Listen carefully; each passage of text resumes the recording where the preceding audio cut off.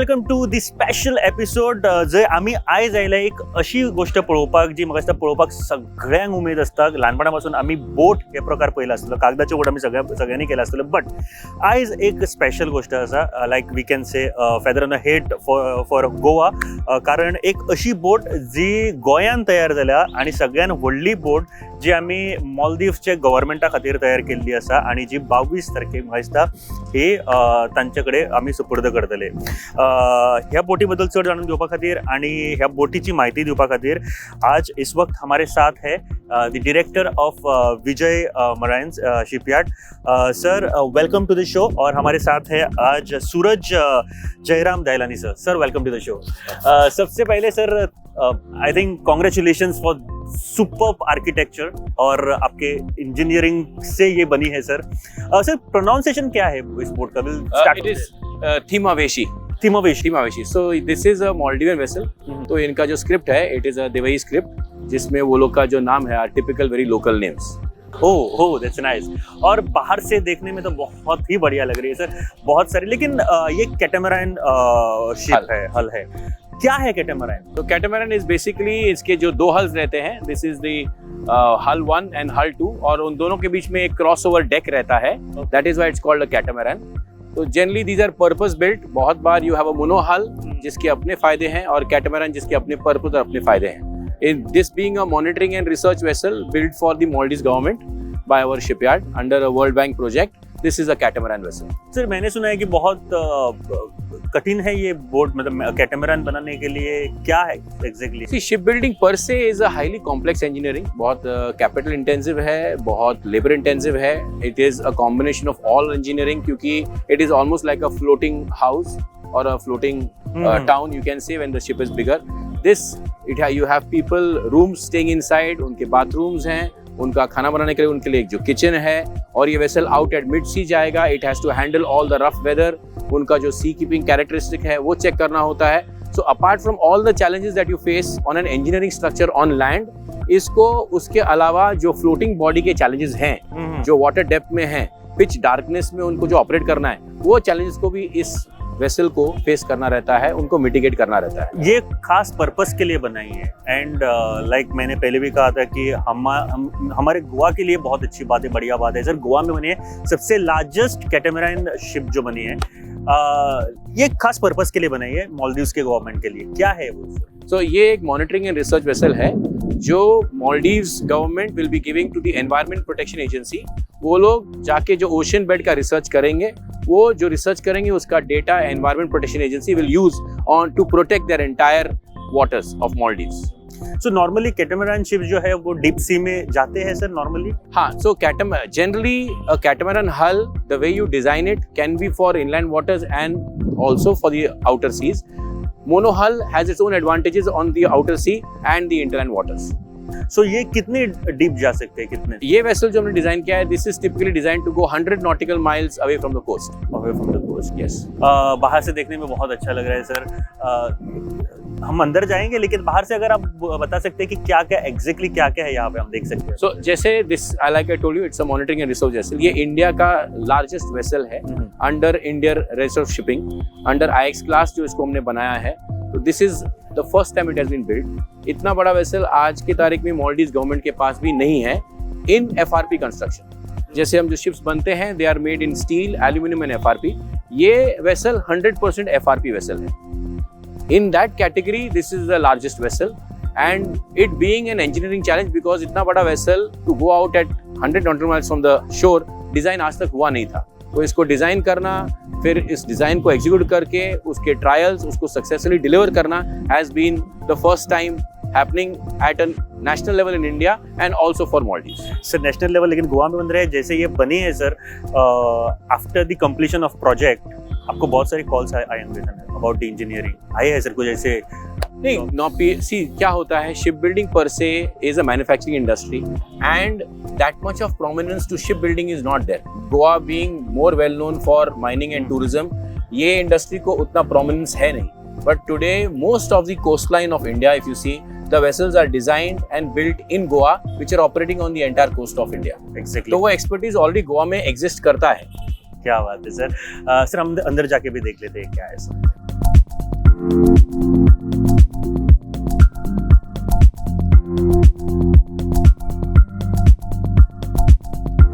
सो हमने शिप के बारे में अभी जो बात की, कैसे आपने शुरुआत की and then why this ship. So we are right now हम अंदर है और ऐसे लग रहा है कि कुछ 5 स्टार होटल में सर खड़े हैं.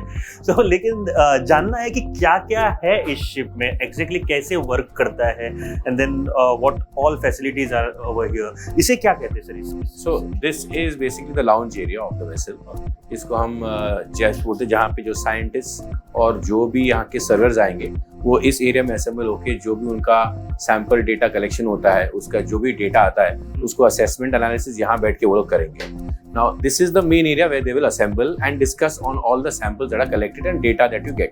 Now like you have this vessel is a catamaran vessel which has a wet lab and a dry lab. इस वेसल का मेन पर्पस है to do monitoring and research of the ocean. It has been built for the Republic of Maldives, Ministry of Environment. So it is a World Bank project. World Bank ने उनको fund किया था इस project के लिए और बोला था कि for monitoring and research of the oceans within the Maldives area, they had got those funds. और उन्होंने एक टेंडर फ्लोट किया था and on that tender we competed at the international level. बहुत सी इंटरनेशनल शिपयार्ड ने पार्टिसिपेट किया. We were the lowest, so we cleared the technical assessment. We were qualified technically first, and then financially हमारा bid lowest था, so we got the order. That is how we got the order. एक question था मेरा sir, जैसे हम फिल्मों में देखते हैं जो रिसर्च की जो शिप्स होती है, जस्ट एक क्यूरियोसिटी के लिए क्वेश्चन है कि हाँ एक हमने दिमाग में बिठा के रखा था कि ऐसे वाली शिप्स होंगी, यहाँ पे लग नहीं रहा है कि इतनी अच्छी भी शिप हो सकती है सर. क्योंकि अभी क्या होता है, these research ships are supposed to go on long expeditions. जब ये long expedition जाते हैं तो comfort of the scientists and passengers is of paramount importance, क्योंकि उनको उतना लंबा stay करना रहता है and that mental well-being also is important, ताकि वो अपना रिसर्च अच्छे से कैरी आउट कर सके. इसीलिए this vessel is one of the largest FRP catamaran vessels built in India. इसको इतना बड़ा बनाया गया है सो दैट उसका स्टेबिलिटी, सी कीपिंग कैरेक्टरिस्टिक और उतना जगह हो ताकि उतने साइंटिस्ट को और क्रू को रहने के लिए कंफर्टेबल जगह बन सके. आपने बोला इंडिया में बने, हमें प्राउड फील होता है कि गोवा में बना है सर. ओके, सो लोगों के समझ में आने के लिए this is the rooms which sir अभी भी बात कर रहे थे, जो वेट लैब है और यहाँ पे जो छोटे छोटे सेक्शन से जहाँ पे सैंपल लाके आप कलेक्ट करके उसमें रिसर्च हो सकती है. और क्या है सर आगे? तो जैसे बाहर इनको एक डेविड क्रेन है, वो डेविड क्रेन यूज होगा कहीं रोबोट्स और उनके सैंपल कलेक्शन इक्विपमेंट को पानी में लोअर करने के लिए. ऑलमोस्ट अबाउट 500 मीटर्स डेप्थ तक ये लोग जाके सैंपल्स निकाल सकते हैं ओशन बेड के. वो सैंपल्स को निकाल के वो लोग इस वेट लैब में लाएंगे. यहाँ पे वेट लैब में उनका चेकिंग असेसमेंट होके फिर ड्राई लैब में जाएगा और जो डेटा आएगा उसके ऊपर उनका असेसमेंट इस वेसल पे होगा बेस्ड ऑन यस. उसके लिए हमने उनको और एक छोटा टेंडर बोट भी दिया है. तो बहुत बार डीप ओशन जैसा मालदीव्स का टोपोग्राफी है और अंडर वाटर सी बेड है उनका, वो एक क्लिफ वाला रीजन है. तो बहुत बार ये जो बड़ा शिप है वो एकदम शोर के नजदीक नहीं जा पाएगा, इसलिए उनको एक छोटा बोट भी दिया गया है जिसको वो लोग पानी में अपने आप लोअर करके वेरी क्लोज टू शोर भी जाके छोटा सैंपल भी लेके आ सकते हैं. That facility also is given to them on the road. That's nice. मतलब पूरा ख्याल रखा है और जो जैसे हम बात करते हैं कि रिसर्च में छोटी छोटी बातें होनी चाहिए, वो उसको केयर रखना चाहिए सर. सो पहले ही बताते सर, अभी यहाँ पे लोगों को भी पता चलना चाहिए. यहाँ पे चलते वक्त लग रहा है कि कोई 5 स्टार होटल में आए हैं. That's the I think मतलब इतनी अच्छी बोट हम देख सकते हैं. एक क्वेश्चन है सर, आपने बोला कि कैटामरन जो शिप है ये सिंगल इसका भी हो सकता है ना कभी? हाँ, सो एक तो है मटेरियल ऑफ कंस्ट्रक्शन, दूसरा है the kind of hull form. तो हल फॉर्म में you have monohull and you have catamaran hulls, you also have trimaran. So monohull का अपना प्लस पॉइंट है, अपना एडवांटेज है, अपना डिसएडवांटेज है. कैटामरन का अपना एडवांटेज है. द रीजन व्हाई क्लाइंट ने रिसर्च वेसल के लिए कैटामरन सिलेक्ट किया over a monohull is specifically purpose built. तो इनको पीछे जो सैंपल्स निकालने हैं 600 मीटर, 700 मीटर, 500 मीटर डीप से, उसके लिए ये लोग को जब ए फ्रेम क्रेन या अगर कोई क्रेन इंस्टॉल करना है, the stability of a catamaran hull is much better as compared to the stability of a monohull. जो उसका हम रोल पीरियड बोलते हैं, उसका roll period efficiency is much better in a catamaran as compared to a monohull. इसके लिए they had chosen a catamaran. और एक सवाल सर, जैसे आप मेहनत बहुत है इसके बारे में तो कोई शंका ही नहीं है सर, लेकिन हम लोग जब छोटे थे तो कागज का जब बोर्ड बनाते थे तब सीखने के लिए बहुत टाइम गया क्योंकि हम छोटे थे. This is the engineers product, मतलब बहुत ब्रेन चाहिए होता है सर. क्या क्या हुआ, ये थोड़ा अगर कुछ बता सकते हैं कि so see this, क्योंकि ये इंडियाज फर्स्ट लार्जेस्ट वेसल है तो ये डिजाइन कहीं बना हुआ नहीं था। तो इस डिजाइन को हमको पहले पूरा ऑन द ड्राइंग पेपर बनाना पड़ा, उसका हमको कंप्यूटेशनल फ्लूइड डायनामिक्स करना पड़ा। We had to check if this entire project will be successful and perform before in simulation process. उसके बाद ही हमने इसको एग्जीक्यूशन में डाला। So yes, the designing process also took lot of time and expertise to be done. And the good thing about Goa is, जो बहुत कम लोगों को पता है, Goa has been building coastal vessels and purpose-built vessels for more than 5 decades now. But it has never been prominently known as a manufacturing industry in Goa. But Goa has been building ships, and the USP of Goa is यहाँ पे aluminium, fiber और steel तीनों material of construction के boats बनते हैं। हमारा जो Konkan maritime cluster है, it is a incorporation as a Section 8 company, जिसमें ship designers, ship builders, ship repairers, technical managers, ship operators हैं। And under that cluster, these people have formulated that company where you are contributing to entire nation building through shipbuilding. So is there any geographical plus point for it? Yes, so ये जो MSME का एक cluster development program हुआ, जिसके under cluster बना, and they identified that Goa is the best place in the entire country to start the cluster is because there is already a existing cluster of shipyards in Goa. तो क्या होता है, there is already an existing competency, existing infrastructure, उनका potential exist करता है, अभी सिर्फ potential को टैप करना है। That is why Goa was selected to set up the Konkan maritime cluster. तो मुझे एक याद है, जब मैं इंजीनियरिंग के लिए एडमिशन के लिए गया था, तो मेरे भाई ने बोला था शिप बिल्डिंग के लिए ही है, जो वास्तव में शिप बिल्डिंग इंजीनियरिंग है। तो मैंने मना किया था कि क्या करियर हो सकता है, लेकिन आज पता चला कि बहुत बड़ा शिप बिल्डिंग बहुत वास्ट है।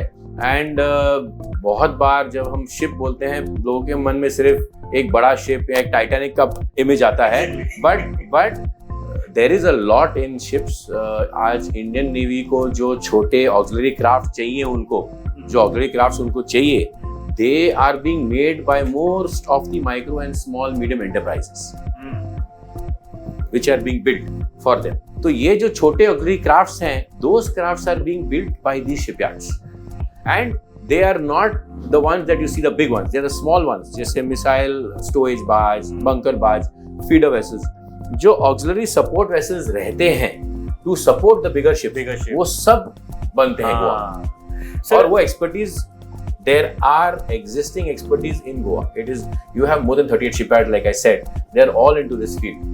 2 साल पहले शायद गोवा में एक नेवी के लिए भी एक जहाज बनाया था गोवा हाँ, नहीं, नेवी के लिए देयर इज लाइक, अभी डिफेंस पब्लिक सेक्टर यूनिट जो गोवा शिपयार्ड है, वो तो नेवी के लिए बना था। बट वहाँ भी जो भी सब वेंडर्स और सब कॉन्ट्रैक्टर्स जो आउटसोर्स है, वो गोवन के शिपयार्ड्स एंड द नीचे micro and small medium enterprise ही काम करते हैं। सो बहुत बड़ा है। Yes, it's a big opportunity and potential exist करता है गोवा में। अगर हम उसको टैप करते हैं, it's a big employment opportunity. Sir यहाँ पे और कुछ, लेकिन ये साइंटिस्ट ए और ये उनके लिए रूम्स है पूरे? हाँ, सो ये जो मेन डेक पे है, यहाँ पे साइंटिस्ट के लिए 2 रूम्स हैं। ईच रूम में 3 साइंटिस्ट रह सकते हैं, so total of 6 scientist can live on board. उसके अलावा जो अपर डेक है, उसके ऊपर देयर आर 4 क्रू रूम्स, जिसमें मास्टर, चीफ इंजीनियर और जो दूसरे क्रू हैं वो रह सकते हैं। तो कितने दिनों के लिए लगभग ये डिजाइन, कुछ ऐसा कुछ है कि बाबा हाँ एक्सपेडिशन के लिए जाते हैं तो? नहीं, तो अभी this vessel is designed under Indian Resource Shipping class to go up to 100 nautical miles within the Maldives territorial waters. Okay. तो वो लोग एक्सपीडिशन चाहिए तो 1 महीना 2 महीना भी कंटिन्यूअसली कर सकते हैं। उनको सिर्फ फीडर वेसल से उनको अगर उनका राशन, डीजल और पानी मिलता रहेगा, they can stay here even for 1 month, 2 months. That kind of comfort and facility is already provided on board. ये जो एरिया है सर यहाँ पे, मतलब जस्ट फॉर डाइनिंग और? हाँ, this is basically a dining area. This is their galley where they have a full-fledged galley जिसमें लोग खाना बना सकते हैं. It's a complete stainless steel room with all the tabletops, and this is the mess table for them to eat. Ship is fully air conditioned.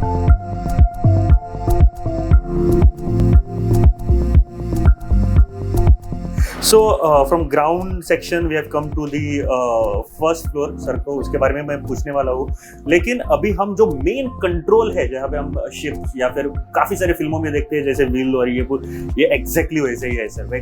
क्या क्या है वहाँ पे sir? So this is actually the bridge, as we call the bridge or the wheel house. Okay. यहाँ से पूरा vessel control होता है। इसका जो स्टीयरिंग है, जो पावर है, going forward, sides, everything, this is the control station. अगर जो फायर अलार्म्स हैं, जो आपके फ्यूल लेवल, आपका जो वाटर लेवल है, वो सब आपको इधर ही दिखाई देगा। इसके साथ यहाँ से जो कैप्टन ऑफ द वेसल है हाँ। वो यहाँ से अपना नेविगेट करता है। यहाँ पे आपको एक चार्ट टेबल दिया गया है, this is your chart table. इसको जब आप ओपन कर सकते हैं तो आप अपने पैसेज चार्ट्स को ले करके you can do your navigation. और नेविगेशन के लिए आपको यहाँ पे एक कंपास दिया गया है, that's the compass based on all your navigation requirements. Along with that आपको जीपीएस दिया गया है, आपको एक VHF दिया गया है, VHF with DSC, that means distress calling. In any kind of emergency, through this VHF, you can make a distress call with one button. You have an intercom to talk to all the cabins. You have a PA system. यहाँ से जो ship का master है जो चलाता है वो announcement कर सकता है, which will be heard all over the ship.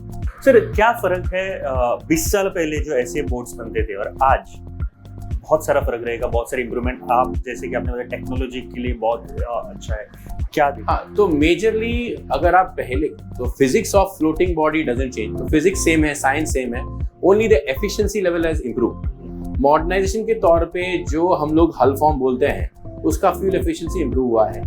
उसको कैसे हम और लाइट कर सकते हैं, कैसे और एफिशिएंट कर सकते हैं, उसको स्टेबिलिटी कैसे बढ़ा सकते हैं, वो हुआ है। पहले boats were only required for a certain purpose, अब जो बोट्स बनते हैं वो मल्टीपल पर्पसेस के लिए यूज हो सकते हैं। So people have started designing the vessels so that one vessel can perform multiple functions. Along with that पहले नेविगेशन के लिए we were dependent on only a typical magnetic compass or what we call is a sextant, a very old orthodox method which even today is very reliable. But today with the modern equipment like a GPS, a radar, it becomes much safer for the person to navigate the boat out at sea in the darkness. Nice. ये मुझे मतलब एक fascinating जैसे दिख रहा है sir, क्योंकि एक किसी भी आम बंदे को यहाँ पे आके काम करना मतलब बहुत फैसिनेटिंग हो जाएगा, क्योंकि ये तो हमने पूरे फिल्मों में देखा है जैसे बात करते हैं, लेकिन this is all together a new experience. Thank you sir, thank you very much. बाहर देखते हैं क्या क्या है।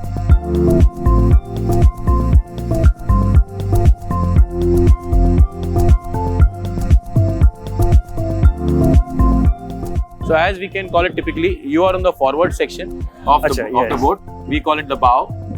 Sir? Bow, B-O-W. Okay. So this is the bow. मतलब? That is how the terminology of the ship is. This is the bow. पीछे is called the aft, AFT. Okay, so this is the bow. Facing forward of the vessel, to your right is the starboard, to your left is the port. यही terminology even flights में use किया जाता है. Right of the aircraft facing forward is starboard, left of the aircraft facing is port. तो जब वो लोग जब भी अपना डिस्कशन कम्युनिकेशन करते हैं, they talk in terms of the terminology which is used on boat. So this is अ बाउ सेक्शन। जनरली जो आपका एंकर बोलते हैं, नांगर जिसको बोलते हैं, is on the bow. This is the anchor windlass. Now a ship doesn't have a brake, जैसे गाड़ी को ब्रेक रहता है, शिप को ब्रेक नहीं होता है। तो there are only two ways how you can keep a ship in a position and you can slow down a ship. तो अगर आप फॉरवर्ड मोशन में जा रहे हो और आपको वेसल को स्लो करना है, तो आप सीधा रिमोट को न्यूट्रल में लाके फिर आप उसको पीछे खींचोगे, मतलब आप इंजन को रिवर्स पावर दोगे। तो पहले वो पानी पीछे फेंक रहा था, इसलिए बोट आगे जा रहा था। अब पंखे रिवर्स में चलेंगे, पानी पीछे फेंकेगा तो बोट स्लो होके रुक जाएगा। अब एक बार जब बोट रुक जाता है, उसके बाद अगर आपको उसको उसी पोजीशन में रखना है तो आप ये एंकर ड्रॉप कर दो। ये एंकर जाके सी बेड पे बैठता है और उस there are different type of anchors. तो ये इसमें एक हाई होल्डिंग पावर एंकर दिया गया है, keeping in mind the Maldivian topography in mind and ocean bed. वो हाई होल्डिंग पावर जब सी बेड को लगता है, it anchors on the seabed and then even without any engine power the vessel will keep swinging in its location.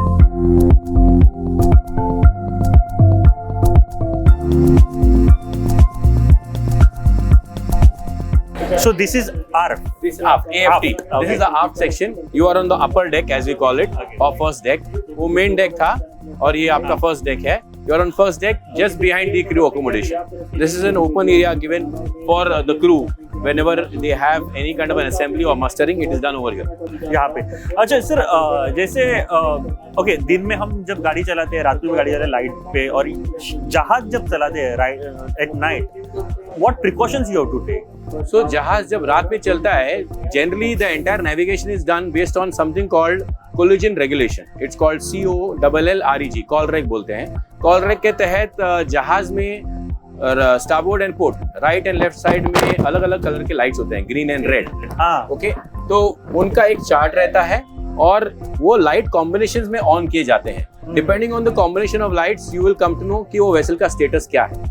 और बहुत बार you will have a stern light, you will have a forward light on the mast, जो आपको vessel का length बताता है, width बताता है। जो मास्टर मरीनर्स हैं उनको इसमें ट्रेनिंग दिया जाता है, उनको ये नॉलेज रहता है, तो वो लोग 100 मीटर दूर 200 मीटर दूर से ही पता लगा देंगे कि वो वेसल का अप्रोक्सीमेट लेंथ क्या है, चौड़ाई क्या है, किस डायरेक्शन में आ रहा है, आपकी तरफ आ रहा है या जा रहा है। Just looking at the light position they can make out.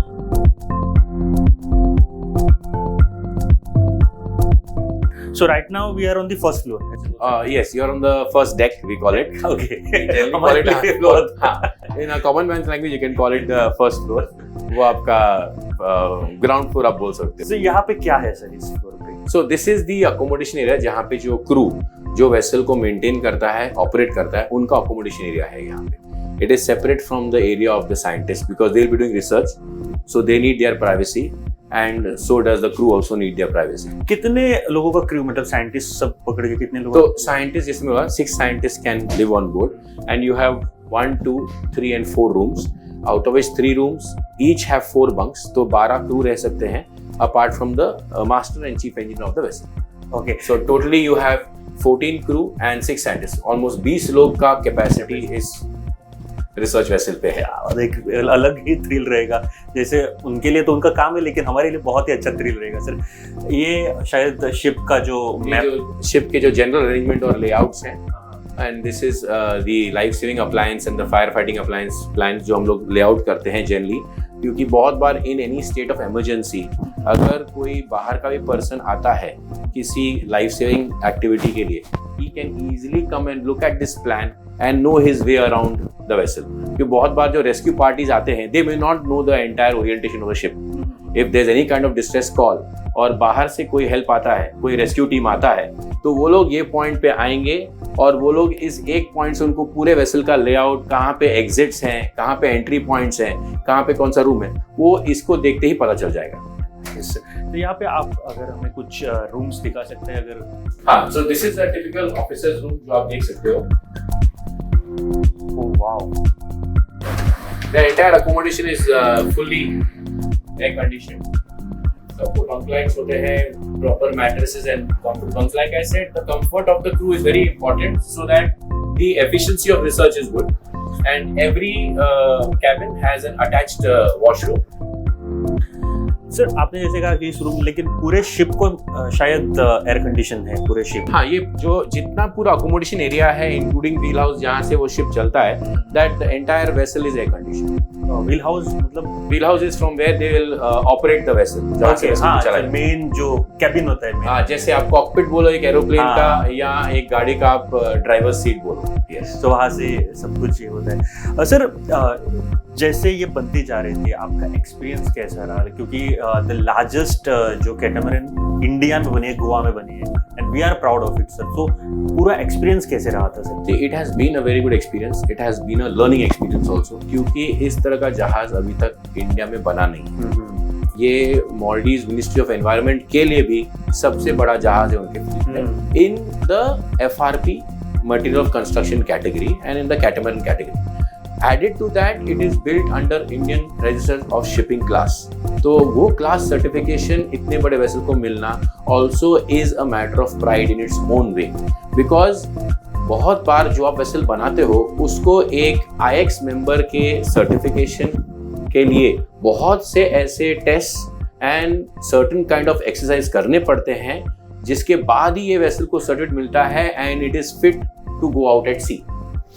So sir अभी जैसे ये एक जनरल पब्लिक को समझने के लिए जैसे प्रोडक्ट लेते हैं उसके लिए ISI मार्क हम ढूंढते हैं, इन सेम वे शिपिंग के लिए ये बहुत जरूरी है। हाँ,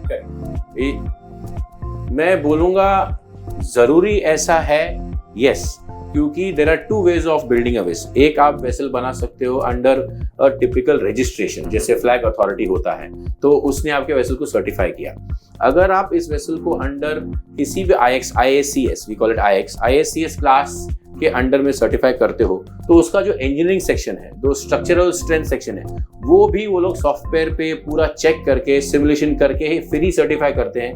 Then only they approve your drawings and then only the vessel is allowed to construct. And during construction also they are doing periodical visits to make sure कि जो drawing approved है बिल्डर उसी के हिसाब से वेसल बना रहा है या नहीं बना, जो थिकनेस का आपको मैट लगाना है, जो क्वालिटी का रेजिन यूज करना है, जो मेथड से करना है, आपने ह्यूमिडिटी कंट्रोल रखा है कि नहीं, all those technical aspects they ensure is taken care of, so that when the product is given to the owner, he is secure that yes, his ship is built safely and technically correctly. बहुत बार एक question में मेरे दिमाग में आता था कि बहुत सारे चैलेंजेस या फिर बहुत सारी बातें जो होती है सर, कि हम लोग नया करने की कोशिश करते हैं, बहुत बड़ी बड़ी कंपनियां नया करने की कोशिश करते हैं। आप आज आपके साथ बात करते वक्त मतलब आप इतने मतलब इन्वॉल्व है इस बात में, और आपके जैसे डायरेक्टर के साथ काम करना बहुत बड़ी बात है, मतलब कुछ ना सीखने को मिलता है। जब से पहले सुना ये कि ये करना है, इट वाज अ चैलेंज करके लिया या फिर आपको, हाँ जैसे आपके साथ बात करते लगता है कि नया करने का बहुत नहीं, see, if you have good command on your engineering, then it is not very difficult to innovate. मेरा ये मानना है।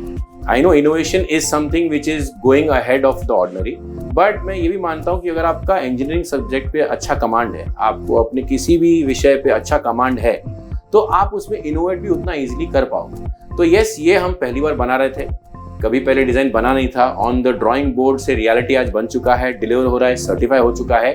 It clearly shows that the entire team knows what they had to do and they have done it correctly in the entire process. It has not got left at any point of time. That is where the vessel is showing its success by performing. आपको इस interview के बाद बहुत सारे calls आने वाले हैं आपके साथ काम करने के लिए। लेकिन गोवा में कहाँ पे है आपका? हमारा शिपयार्ड है ऑन रिवर जुआरी। It is national waterways 111 in the Lotlim village area. 22 को ये फ्लैग ऑफ होने वाला है सीएम के हाथ से शायद। सो क्या मतलब उस दिन क्या कुछ स्पेशल प्रोग्राम? नहीं, फ्लैग ऑफ सेरेमनी होगा एंड इससे बड़ी बात और हो नहीं सकती है। Matter of pride for my team and for me कि honourable chief minister has agreed to come to flag off, क्योंकि मिनिस्ट्री ऑफ एनवायरनमेंट के लिए भी बहुत बड़ी बात है इन मालदीव्स। इतना बड़ा वेसल वो लोग अक्वायर कर रहे हैं अपने मॉनिटरिंग एंड रिसर्च के लिए। इसका जो डेटा निकला जाएगा वो एनवायरनमेंट के प्रोटेक्शन के लिए यूज किया जाएगा। So it is good for mankind on the whole that research data can be used by all other countries also who are having their habitat around those kind of islands. So that entire data will be helpful for everybody else also. And since our honorable chief minister has agreed to flag off, it's a matter of pride. जब ऐसा appreciation हमको मिलता है तो मेरा team और हम लोग भी और मोटिवेट होते हैं कि हमको और काम करना चाहिए। Because lot of times you may earn something out of a project, but जो ये खुशी मिलती है जब आपको अपने लोगों का एप्रिसिएशन मिलता है, उससे बड़ा मोटिवेशन फैक्टर मुझे नहीं लगता है कोई है to go and do bigger and better. Sir सबसे मतलब ये तो सबसे कैटेमरान सबसे बड़ी जहाज है, सबसे बड़ी जहाज जो आपके कंपनी ने विजय बनाई। हाँ, तो we are capable to build up to 8,000 deadweight vessel, that is almost 120 metre तक का जहाज और almost 40 मीटर वाइड जहाज हम बना सकते हैं। As on date, the biggest vessel that we have built is a 5,000 deadweight bulk carrier जो हमने बनाया है। और एक लास्ट क्वेश्चन मैं आपको पूछना चाहता हूँ सर, उसके बाद में हम वाइंड करेंगे। अभी दिस इज द माइलस्टोन आपने अचीव किया है सर, जरूर इसके बाद में और अभी क्या है sir? See, steel ship building में we have been really leading the industry in a lot of ways. हमारा शिप बिल्डिंग प्रोफाइल आज की तारीख में is very versatile, right from passenger vessel to an oil tanker and tug हमने बनाया है। So steel में we have a versatile profile. Just 3 साल पहले हम लोग ने ये FRP बोट बिल्डिंग डिवीजन शुरू किया, जिसके तहत हमने ये मेरा सबसे बड़ा वेसल बनाया आज इंडिया का। We are also plan to venture into aluminium boat building, तो हमारा एल्यूमिनियम बोट सेक्शन भी शुरू होगा। आज की तारीख में we are planning to come up with electric boats which are the next generation boats for the Goan market. That is coming under again this same FRP boat division. They will be a class apart, not something that you see today in the Goan waters. They will have state-of-the-art interiors, facilities. Most importantly, for the environment, they'll be all with electric propulsion. That is what we are going to launch next. एक बात मैं आपको पूछना था, electric boat के आपके बात की, गोवा में रिवर्स है, बहुत सारी रिवर्स जो बिचोलिम के लिए भी जाते हैं, which can go to Amona, which can go to any other places जो मेन रिवर से जुड़े हुए होते हैं। इज इट पॉसिबल, आपने बहुत सारे जहाज देखे, बहुत सारे जियोग्राफिकल पोजीशंस प्लेसेस देखे, is it possible to travel, मतलब इंडिविजुअल ट्रेवल फ्रॉम या फिर group travel from the place to place in Goa? See, certain you definitely can travel through all the rivers. Hinterland rivers are very well connected. और जो ये electric boats हैं, they are quite easy to operate also and easy to maintain also. Good for the environment also. Only thing is that the culture has to come because आज के तारीख में वो culture नहीं है जहाँ पे आप अपना एक self driven boat रहे और आप उसको use करो. छोटे क्रूज में you can definitely go. The licensing part of it has to come into picture so that the ecosystem can develop. क्योंकि already infrastructure है, boat building expertise है, everything is there. It's only that once the permissions and the licensing for that kind of segment come, you will see even that segment building up. जहाँ पे छोटे boats बनेंगे 4-seater, 6-seater, 8-seater जो अभी बन रहे हैं, but then that probably you can buy and own like how you buy a car on road and then avail a license. Learn how to ride the boat and operate in the hinterland, not in the main channel. क्योंकि main channel में जब बड़े जहाज चलते हैं, it may not always be possible for a common man to know how to handle vessel in a big channel. But definitely river के अंदर चल सकते हैं. शायद हमें देखना पड़े सर आने वाले सालों में विजय महाराज की ऐसी बोट्स जो हम चला रहे हैं हमारे रिवर के साइड में. And sir thank you very much for your time sir, आपने इतना टाइम दिया हमारे लिए. एंड वी विश कि हमारे गोवा में और ऐसे जहाज बने, आपके शिपयार्ड के थ्रू बने. एंड यस अगेन जैसे मैंने कहा कि पूरे जो आपके इंजीनियर्स आपके अंडर काम करते वो बहुत प्राउड फील करते होंगे सर. नहीं, मैं बोलता हूँ मैं ब्लेस्ड हूँ and I am proud because बहुत बार बहुत लोगों को इतना अच्छा टीम मिलता नहीं. You have to be blessed to get such a good team who can work on your vision, who can execute the plan you have in mind. बहुत लोगों को वो इतना लक मिलता नहीं है. I think I am very blessed to have a good team. Team is build by the leader sir. नहीं, I feel a captain is only as good as his team and I really feel कि I'm lucky to have a team like that where वो लोग मुझे वो ताकत देते हैं, मेरा साथ देके कि सर आप जाओ, you explore all the opportunities, we are with you. उनकी वजह से मैं उतने leaps and bounds aggressive steps ले सकता हूँ. I can go to innovate. अगर मेरे पास strong backing नहीं होता, टीम नहीं होता, तो शायद मैं इतना सोचता ही नहीं बड़ा काम करने के लिए. सर कब शुरू किया था ये project? This was started one and a half year back. 1.5 year? Yes. जो 1.5 year जो सपना देखा था आज वो रियलिटी में है sir. Thank you very much, क्योंकि हमें भी प्राउड फील होता है जैसे गोवा में बनता है तो हमें भी बहुत अच्छा लगता है sir. Thank you very much for your time and like in Goa we say देव बरे गुरु सर. Thank you.